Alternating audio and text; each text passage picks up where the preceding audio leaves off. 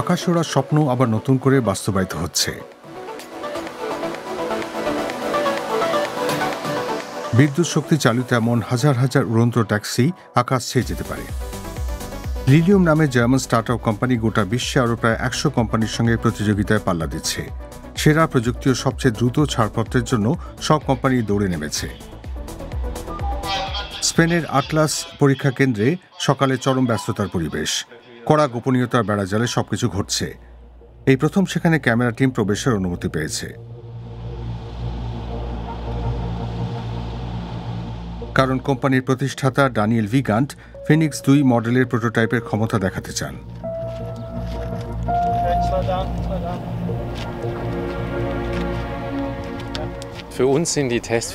আমাদের জন্য পরীক্ষামূলক উড়াল অত্যন্ত জরুরি। একদিকে আমরা যানটির ওড়ার ক্ষমতা পরখ করে দেখতে চাই, অর্থাৎ নিয়ন্ত্রণের সফটওয়্যার একই সঙ্গে এয়ারোডাইনামিক্স এবং শূন্যে ভেসে থাকার কাঠামোর সঙ্গে কিভাবে কাজ করছে তা দেখতে চাই।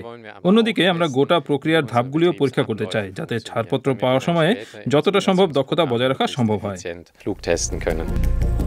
ফিনিক্স 2 উড়ন্ত যানের মূল্য প্রায় 40 লাখ ইউরো। এখনো পর্যন্ত এই প্রোটোটাইপ মানুষ ছাড়াই উঠছে। একটি নিয়ন্ত্রণ কেন্দ্র থেকে রিমোট কন্ট্রোলের মাধ্যমে সেটি চালনা করা হচ্ছে। প্রতিটি পরীক্ষামূলক উড়ালের সময় 30 জন ইঞ্জিনিয়ার ও সফটওয়্যার বিশেষজ্ঞ উপস্থিত থাকেন। প্রত্যেকটি উড়াল নতুন এক অধ্যায়। পরীক্ষামূলক উড়াল আসলে ক্ষমতার সীমা খতিয়ে দেখার মতো। একের পর এক সীমা ভেঙে চলার সঙ্গে সঙ্গে প্রয়োজনে এক ধাপ পিছিয়ে যাওয়ার জন্য প্রস্তুত থাকতে হয়। কয়েক ঘন্টার প্রস্তুতির পর উড়াল শুরু করার পালা।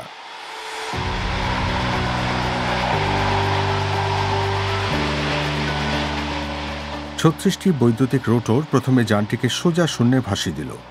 তারপর সেই ফ্লাইং ট্যাক্সি একটি দিকে যাত্রা শুরু করল। এমন অভিনব কনসেপ্ট নিয়ে ভিগান্ডের গর্বের শেষ নেই। তবে প্রতিশ্রুতি অনুযায়ী এই ইলেকট্রিক জেট সত্যি 250 কিলোমিটার পর্যন্ত উঠতে পারবে কিনা সে বিষয়ে কয়েকজন বিশেষজ্ঞের মনে সন্দেহ রয়েছে। ফ্লাইং ট্যাক্সির মধ্যে একজন পাইলট ও 6 জন যাত্রী বসতে পারেন।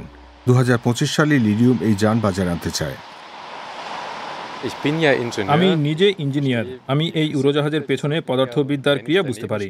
পাশে দাঁড়িয়ে এটিকে উঠতে দেখলে, প্রায় কোনো শব্দ না শুনলে সেটা আমার গভীর বিস্ময়ের কারণ হয়। গোটা টিম কিভাবে নিরাপদে এটি চালাতে চাইছে সেটা আমাকে মুগ্ধ করে। এই স্টার্টআপ কোম্পানি সম্প্রতি পুঁজিবাজারে নথিভুক্ত হয়েছে এবং আরও উচ্চাকাঙ্ক্ষী লক্ষ্যমাত্রা স্থির করেছে। লিলিয়াম কয়েক বছরের মধ্যেই কোটি কোটি ইউরো আয় করবে বলে ভিগান প্রতিশ্রুতি দিচ্ছেন। গাড়ি ও ট্রেনের বিকল্প হিসেবে এই ফ্লাইং ট্যাক্সিকে তুলে ধরা হচ্ছে।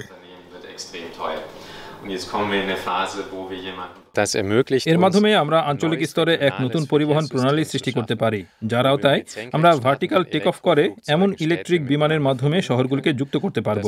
জমির পরিবহনের তুলনায় অনেক দ্রুত গতিতে গন্তব্যে পৌঁছতে পারব। কিন্তু এমন ফ্লাইং ট্যাক্সি চাপার সামর্থ্য কজনের রয়েছে? প্রথম দিকে নিশ্চয়ই ব্যবসায়িক প্রতিষ্ঠানের প্রতিনিধি এবং ধনী ব্যক্তিরা এমন যান ব্যবহার করতে পারবেন বলে বিশেষজ্ঞরা মনে করছেন। নতুন মোবিলিটি প্রণালী হিসেবে ফ্লাইং ট্যাক্সি দীর্ঘমেয়াদী ভিত্তিতে একমাত্র তখনই সফল হবে যখন সেটি সব মানুষের নাগাল ও সামর্থ্যের মধ্যে আসবে। সেই সঙ্গে বড় আকারে উৎপাদনের মাধ্যমে ফ্লাইং ট্যাক্সির দামও দ্রুত কমানোর উদ্যোগ চলছে। কিন্তু প্রশ্ন হলো, এমন যান কোথা থেকে ওঠানামা করবে? শব্দ দূষণের আশঙ্কায় বা কতটা? এখন অনেক প্রশ্নের সদুত্তর পাওয়া যায়নি। তবে নতুন এই প্রযুক্তি যে পরিবেশ বান্ধব সে বিষয়ে কোনো সন্দেহ নেই। এই পণ্যের পরিবেশ বান্ধব দিক হলো উড়ন্ত যানটি কোনো কার্বন নির্গমন করে না, যেটা একটা বড় পদক্ষেপ।